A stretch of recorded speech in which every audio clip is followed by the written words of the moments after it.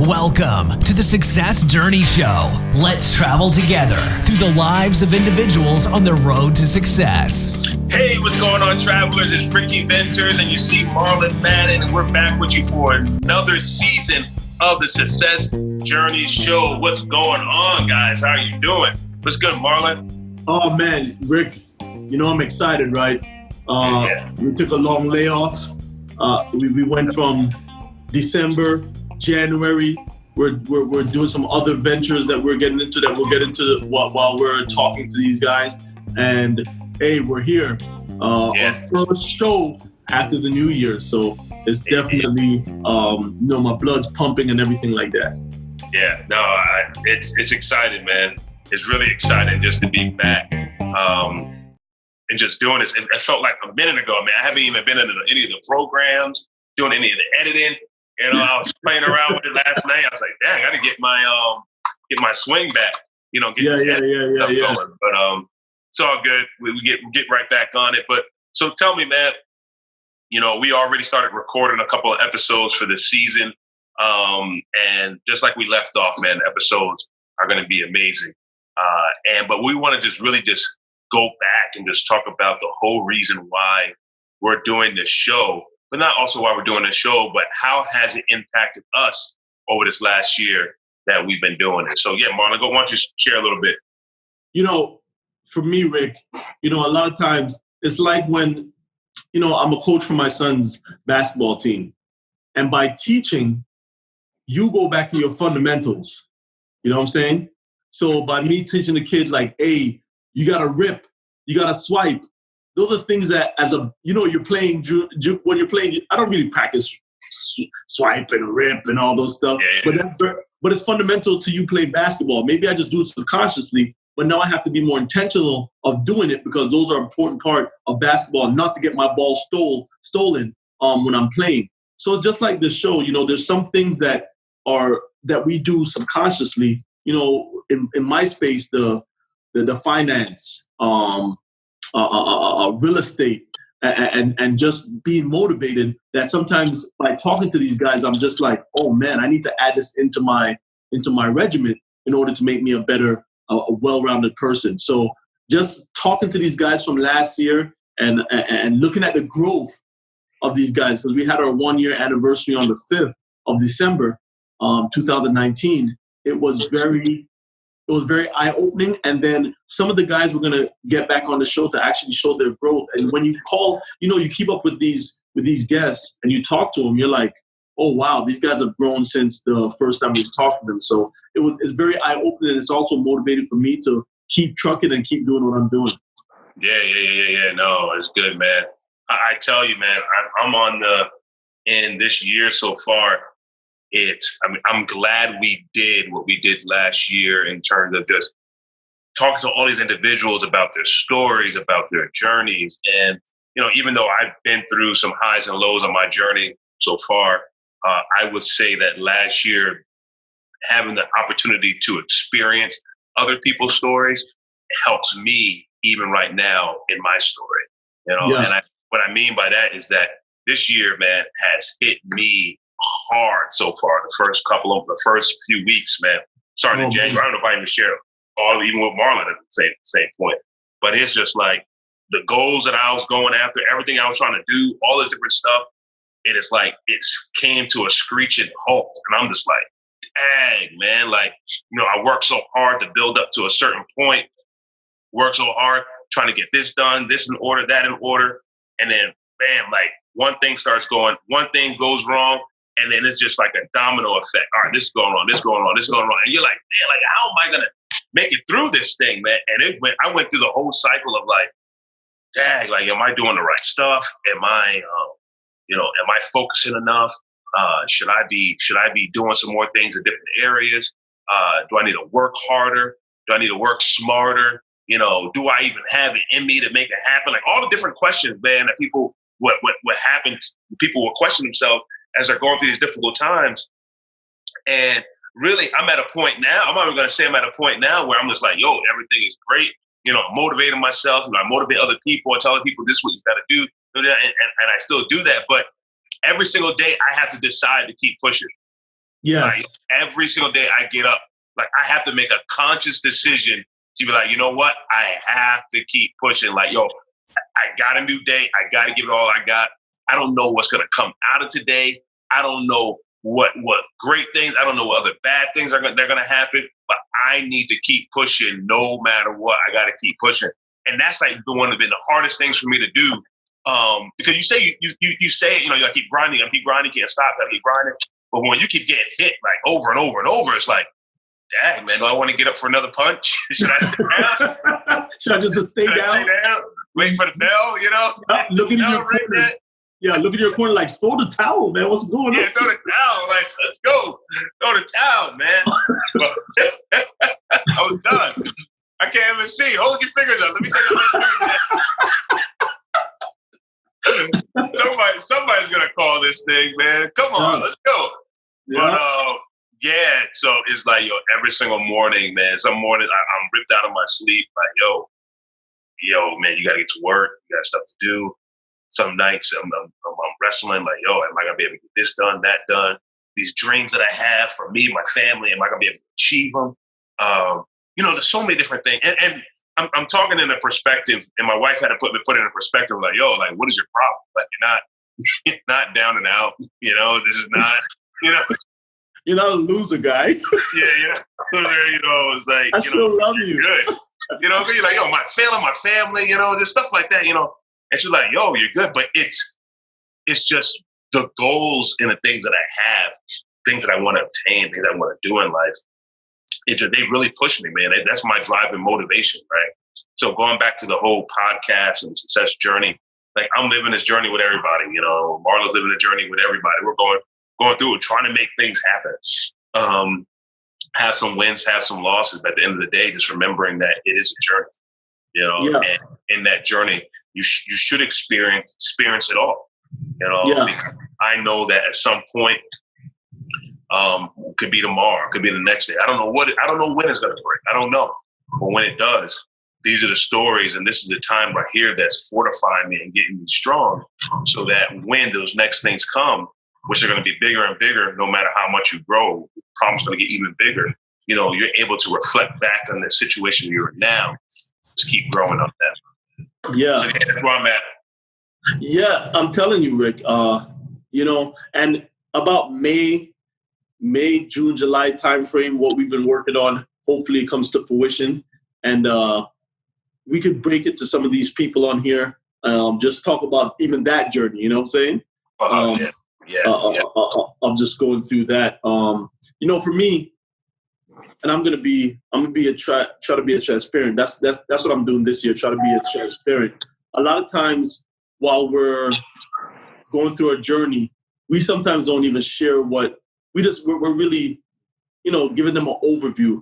But for me, a lot of people know I do real estate, and you know, it's all about capital. I have to keep a certain amount of capital, and I have to ensure that this capital works, that I can keep the capital working and make it actually flipping it. And the funny thing about it is, you know, sometimes you feel like when you're doing the right things, you're getting penalized for it. And let me give an example of just one thing. So, you know, as a lot of people know, I have a lot of different houses in different states. So I was like, you know, let me pull out equity. I never pulled out equity out of any of my houses. I've helped people do it. I've suggested it to people when they come to me for that financial help, but I've never pulled any equity out of any of my houses. So I have a house in Florida, right outside of Tampa, and I said, you know what, let me pull some equity out of this house so I can gain more capital. So I'm going to be making scaling up this year with my flips. So I go there and I'm with a bank and I'm like, hey, can I pull some money out of the bank? The bank always calls me like, hey, sir, the one that I have the house under, like, hey, you could pull some equity. You're perfect candidate. So I called them. They're like, well, it's not your primary house, so you can't pull it. I'm like, so why would you send me all these letters and all these emails saying to come get some equity if you can't do it? So that's the first thing. You know, I feel like you're getting penalized by having all these different assets. You get penalized. You can't pull out the equity. So I had to search for a bank. When I finally found the bank, they're going through. I have to go through a litany of things that I don't understand why they're they're making me go through what I'm going through. And once I finally get this week or next week, I should be finished closing on that equity loan. I'm going to really go in depth with everyone about the steps that you have to take out an equity loan, because it should be it's your house. The money's there. I'm renting the house. The house is renting way more than what I'm paying my mortgage for. So if I even take out the equity loan, and it's a line of credit, so I can still use it, and I only pay for what I use. If I use everything, I'm only paying $200 something to use the extent of what I'm taking out. And my house the rent is covering more in surplus, is covering more than $200 something. And yet they're still going through a scrutiny and all these different things that I have to do. So I don't know. Your camera went out. Yeah, we're good. Yeah. All right. So those are some of the things that I think that are very devastating to us, even when you're trying to scale up, is you have to be able to have somebody to actually guide you. And when they're guiding you, even the steps that they're telling you, it doesn't work because it's not your primary house. This bank can't do it. We can't do it with this bank. You have to find a special bank to do it. When you find a special bank, you got to put in 5,000 million different paperwork for one little. It's frustrating, but like you said, you just have to get up and roll out the bed and know, hey, I got to continue doing it. I got to push forward to build that legacy and that generational wealth that we're talking about. Yeah, absolutely, absolutely. Yeah, I know. One other thing too, on my end, one thing I did different this year is I got a coach. Got a coach, man, and it's weird because I never, like, I'm always like, oh man, people say, oh, you should get a coach, and it's more like a personal coach, not a fitness coach or anything like that, but more so personal coach, career, all that kind of stuff, and professional development type coach. And I'm sitting there, I'm kind of not apprehensive, but I'm like, man, what is this experience going to be like? I'm around positive people all the time. We're always talking about, different things that we can do to tweak our lives and be better and stuff like that. So, really, what is a coach going to do for me? Let me just do it. So I did it, and I'll tell you the things that have been identified, that where areas where I'm weak, areas where I'm strong. And one thing that my coach and you guys get a chance to meet her. We had her on the show as one of the guests. Next week, you guys will hear from her. But man, it was like the areas that I'm strong in. I always looked at those areas as, oh man, it's nothing. Like that's not, anyone can do those things. Yeah. And the area that I was weak in, that's the area I was really, I held the most value in those areas, meaning that that's where I saw that the most value was, or where people are most valued in those areas, right? Yeah. So I always looked at what I was doing, and I was devaluing who I was and my strengths, and where I was weak, I was always working hard to overcompensate because, I saw those as areas that had more weight and more value in the world. And a person looked at me and was like, yo, what's wrong with you? like, why? I mean, she didn't say it like that, but I took it like that. What's wrong? Like, dude, like, why don't you value yourself enough? And it really made me think about, am I really valuing who I am as Ricky, and what I can offer to this world? And not only this value who I am, but this also value what I'm worth and what I should be demanding, and it was just like, I started playing back scenarios over scenarios, and I would accept less because I thought I was doing something that was of less value because it was easy for me to do, versus me seeing like, oh yeah, not everyone can do those things that I'm strong in. They have their things that they're strong in. I have the things that I'm strong in. Not everyone is as strong as I am in my areas. Everyone's unique in their own way. So why don't you hold that at equal value? And then if holding it at equal value, then not accepting anything but actual value for the actual value that is required or should be demanded for that, what you can offer. And that makes sense. But yeah, it just really just came down to me of like value. You value yourself, man. And so this year, man, my whole thing has been just value so far. Like, Rick, everything that you're doing, like, don't just because you can do it doesn't mean that, hold it at high esteem, man. Don't belittle what you do. Don't belittle how you carry yourself. Don't belittle your partnership in different endeavors. Don't belittle anything. Hold your value, man, because you offer a lot. So yeah, there's a couple of things, man, that I'm trying to tweak this year. And as we're going through this year with the Success Journey Show, we'll be sharing more about our journeys, our personal journeys, what we're going through. Like Marlon said, we're both coaching our kids' team, basketball team. Yeah. It's been an amazing experience working with kids that are 8 years old, 7 years old. Some of my team is 7 years old, and it's been an amazing experience just watching and working with these kids, man. And I know we have stories for days to share with you guys as we're going on this journey as well ourselves. Yeah, man. Just you're right. My son, that boy sleep, eat, breathe. I can't say the rest. Basketball. That boy does. I'm like, everything. Man, and just to see his IQ level is very high with basketball.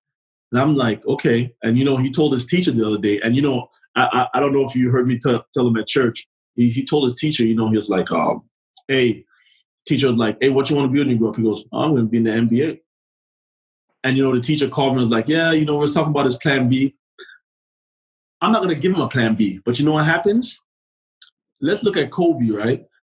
As a result of him having that, what he so-called his Mamba mentality, once he developed that in basketball, it was easy for him to apply it in every area of his life. Yeah. So if my son he's going to be a perfectionist at basketball, it will help him to be a perfectionist in other areas. And automatically, the residual, if he doesn't make it to the NBA, guess what's going to happen? That hard work and dedicate, that ethic. Still apply somewhere else. Exactly. And he's going to be able to so that plan B is going to come naturally. So not that I'm saying that I'm going to be like, oh man, just focus on the NBA. But what happens is I'm going to use that as the catalyst to say, hey, this is how you apply the same way because every night, hey, let's go work on some moves. Hey, let's go work on some moves. Let's go work on some moves. Hey, ask me questions. If I do this, is this double dribble? If I do this, I'm going to use that to tell them, hey, the same way you approach basketball or this and this, that's what you have to approach it to your schoolwork. The same way you have to approach it to this. The same way you have to approach it to clean up your room. The same, and he's applying, and I see him doing it because the teacher sent home like, Rashad, I don't know, man, he had a wonderful day. This guy is just like awesome. I was like, okay, yeah. And then so it's not that I'm gonna tell him that, hey, you could only do the NBA, but I'm gonna use that as a catalyst to say, hey, the same way you approach it and that hard work and dedication and the ethics that you have, that's what I want you to apply to all different areas of your life. And I think the residual. Yep, absolutely, man. You brought up the NBA, man, and we can't. It's unfortunate we're launching this season at this moment. Yeah. When we lost icon, man. Yep. Not just Kobe Bryant, but his daughter, not just his daughter. The 7 people, yeah. 7 individuals that were on that flight with them. And our heart goes out to all their families. I remember one of the kids, I think it was a mother, father, and a daughter. Yes. Other kids at home. Correct. That's just like, man, 2 other kids get the phone call that, hey, mommy and daddy and your sister's not coming back. That right there is heartbreaking. And even that female coach that the coach put at school, and, she left the husband with 3 kids. Yeah. So. Never know, man. And Kobe Bryant meant a lot to a lot of people in the sense of, fans of the game. And then even after the things that he was doing in life, being an exemplary father figure, really trying to build up something for his daughters that he has. And, like I said, our condolences to their family, to their close friends, and their loved ones. So, yeah, man. Yeah, it's crazy. it's crazy that it takes a death for everyone to say, you know, to call people and say, hey, I love you. Hey, man, you know, that little fight we had over when I wanted to go through the door before you and you went through the door before me. So no, I don't talk to you because you went through the door when I should have went through the door. I haven't spoken to you in 10 years because of this little baby situation that it took this for people to start calling loved ones and saying, I'm sorry and everything. You know, it should be, we should reflect on ourselves a lot. That's what I think. Even for me, I'm talking to myself right now, and let go of some petty things that we're holding on to, and enjoy your life here. Meaning, like your kids, like, right? You know what I'm saying? Just hold them close. Try to give them all the foundation that they need. You know, Rick, and I don't know, this might offend some people, but it doesn't bother me. You know, I think Kobe Bryant sat down with his family and they had a conversation and they bought into whatever he told them or whatever they decided to do. Meaning he had a daughter that was 17. His wife, I don't remember how old she is, but she's probably like in her 30s, late 30s. And you never want to see them on Instagram doing these crazy pictures and videos and booty shots and all these different things that we usually see all these other celebrity daughters doing, right? And I think he just told them, hey, we have to have some self-respect. And when I'm saying this just because he had daughters. So don't feel I'm only talking to females. But across the spectrum, men and women, we need to have respect for ourselves. And the social media thing is getting a little out of hand. From people going to a Laker game half naked and everybody trying to say this person should do it, to people just saying whatever they want to on camera just because they have the chance to say it on camera. We need to start being very mindful of the stuff we put into this social media, because later on in life, when you're gonna think you reach another plateau, that stuff can come and bite you in your butt. Because I know companies that look at people's social media, they don't hire you because of what you portray on the screen. People are getting locked up because of something they said on social media. So, you know, we need to be mindful and don't let the social media get to us and take us to a dark place that we don't need to go. If you need an example of what to do on social media, go over to the Success Journey Show on Instagram and Facebook. Just check us out. You know, follow us and follow what we do. You know, you can go to our personal pages as well. You know, if you need an example, you need to really see, man, what you should do on this social media. You go on over, man. Go on over, ladies and gentlemen. Check it out. But Ricky, let's tell some people. This season, well, not season because it's still the second season, but this portion of the new season, man, new season. What's going to happen is we're going to try to flip up the format a little bit. We're gonna once we bring it to you, you guys will know it's flipped because it's going to be something totally different, and we're just going to want your input. You guys, unfortunately, for our social media and for even though we say Ricky and I are at a catch-22, right? Because we're not bought into social media, but we know that we have to have social media because that's what drives everything now, right?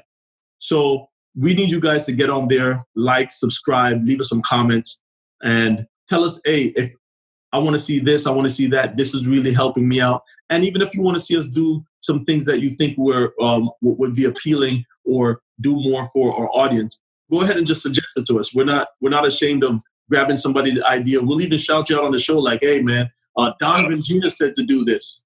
You know, we might not give Donovan the accolades, but you know, we'll definitely we'll definitely use the ideas to help propel our show. But successjourneyshow.com, that is our website. On Instagram, you can go on to Success Journey Show. On Facebook, Success Journey Show. On Twitter, it's success_show. And any platform you could listen to a podcast, you put in the Success Journey Show, you see some mountains, and you just click on it, like it, 5 stars, whatever they do, thumbs up, and you just go ahead and do that. Yeah, absolutely. You know, we're trying out always testing new waters. Today we're trying out this whole Zoom thing and this video, trying to capture some video. You can see our faces. So for those that can get on YouTube, hey, we're gonna be there. Our faces will be there. We have a direct conversation with you, and then you'll be able to see our guests at the same time. Correct. So going over to YouTube can check us out over there. If the audio is not as crisp on this version right here, bear with us, man. We just, like I said, we're getting tuned up, but we're going to get it back to get it to our professional level that we've always had it at. So, yeah, man, about the journey and sharing these stories. So if you have any topics, any people that you think would be great to come on the show and share their journey, someone that you admired, someone that influencer in your space, please reach out. We're more than open to having people, not anybody, but having people on the show. So reach out, we'll talk, man. But yeah, we really want to be able to just share more of our journey as well, some things that we're doing, and really continue to build this community. Journeyers or travelers. Travelers. Like, I knew it was but it's travelers. So hey, Rick, I know all of our guests are very important. On the third one, so it's going to be in 4 weeks. Donovan, not Donovan Genius, is going to be another Donovan. Real quick. I really want you guys to lock into that one because there's some information in there that I think is pertinent to our community. And I'm not going to do no spoiler alert. So you guys just look for that episode. And all of our guests are equally important. That one, to me, though, I want people to lock into that one and use his services that he has, because if someone could get $1.25 million in scholarship for him, and then almost the same for his brother to go to college, and free money. Let's use it, right? Free money.